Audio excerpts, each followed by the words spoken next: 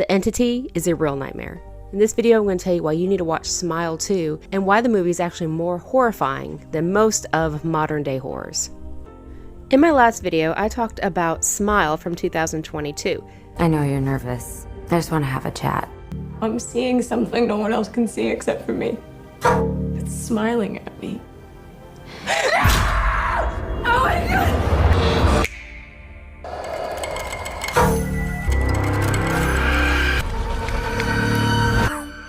I did very little spoilers for that one as much as possible. However, today I'm going to be talking about Smile 2. And I'm going to definitely be giving away a spoiler for the first Smile. Smile 2 released in 2024. And the cast includes Naomi Scott as Skye Riley, Kyle Gallner as Joel, Ray Nicholson as Paul Hudson, Rosemarie DeWitt as Elizabeth Riley, and Lucas Gage as Lewis. We start off with Joel, played by Kyle Gallner. He was in Smile and he saw the demise of Rose.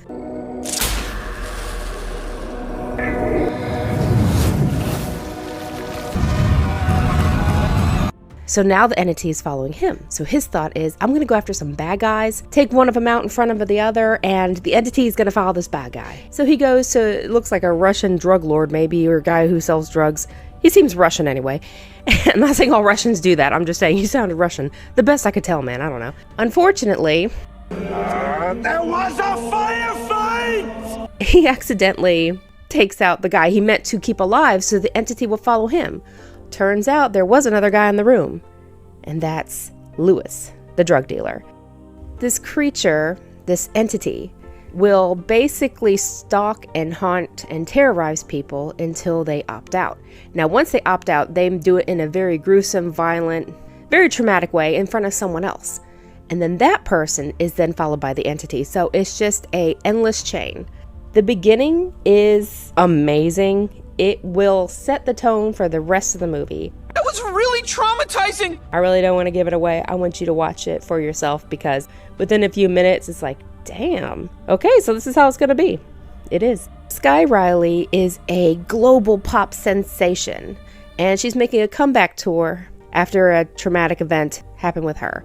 And we delve into that a little bit later on. But we know something terrible happened, maybe a car accident, and it's pretty apparent that she had struggled with substance abuse. Her mom is trying to keep her on track with this comeback tour because she's like, people are counting on you. You got to get back in the swing of things so you can keep going with your career. So if you were like me, you're like, how in the hell can I possibly relate to someone who's a $1 million pop star? A $1 million pop star.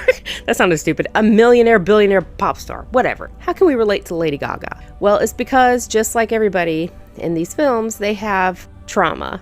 We all do. But hers is a little intense. So there's a lot going on.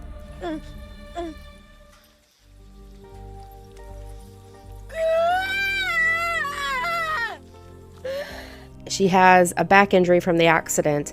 And so she can't get a hold of any medication because the doctors are like, no, you have an issue, so take some Tylenol.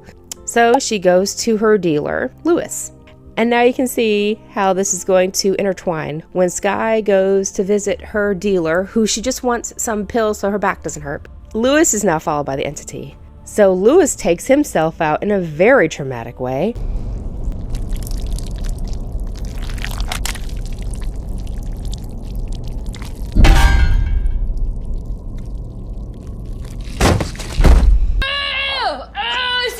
So now Riley is followed by this entity, and she has a lot of heaviness on her shoulders there. She has her whole team, her mom's expectations, and her own career to keep up, but she's being stalked by this thing, by this demon creature entity.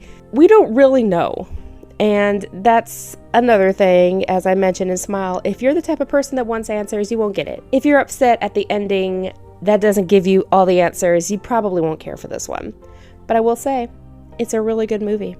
And I really like the acting. When I saw the commercials, I saw some like dancing and Lady Gaga-ness. I'm not trying to put down Lady Gaga, I'm just saying that's what she reminds me of. So I thought, well, this is ridiculous. But on the other hand, I thought, well, it is kind of a different take. Like, if the entity wanted to go after somebody, you think it would want to go after someone rich and famous, they could spread more fear, right? So it's actually pretty good. The music is actually fun too. it's a lot of fun. It's a fun movie. It has some lightheartedness. It has some funny scenes, which is always a good thing.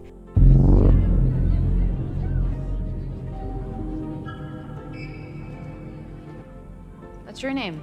Could it be Satan? It's a pretty cool shirt you got. You want me to sign it?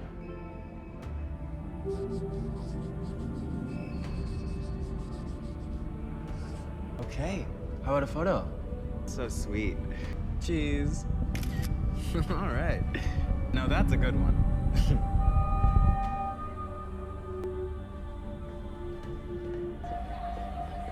There are jump scares, but to me, this is the good type of jump scare. And if you are like me and you like things that are just kind of creepy and good jump scares and more of a psychological horror or thriller than just an in-your-face scary movie, I think you will enjoy this. Guilt is the worst feeling in the world. It's the worst trauma you can possibly have. And she's doing her best, doing the best that she can. She really is after a traumatic past.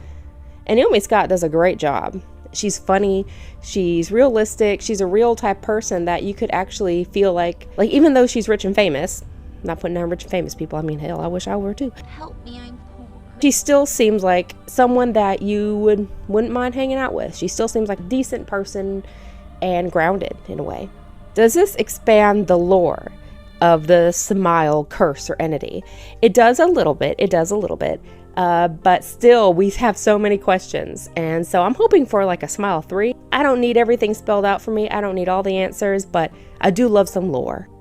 Everybody in this film did a great job, and there is one guy, My wife. and if you're thinking that Smile looks a little familiar, it probably does, because Ray Nicholson, who plays Paul, he is the son of Jack Nicholson. And his smile, I mean, you can't help but think of The Shining when you see that. But Smile 2 is one of my favorite movies. It has everything you need in a horror movie. Some drama, some trauma, some good music, and some funny scenes. So what did you think of Smile 2? And if you haven't seen it, please check it out. And you don't have to have watched the first one in order to enjoy the sequel.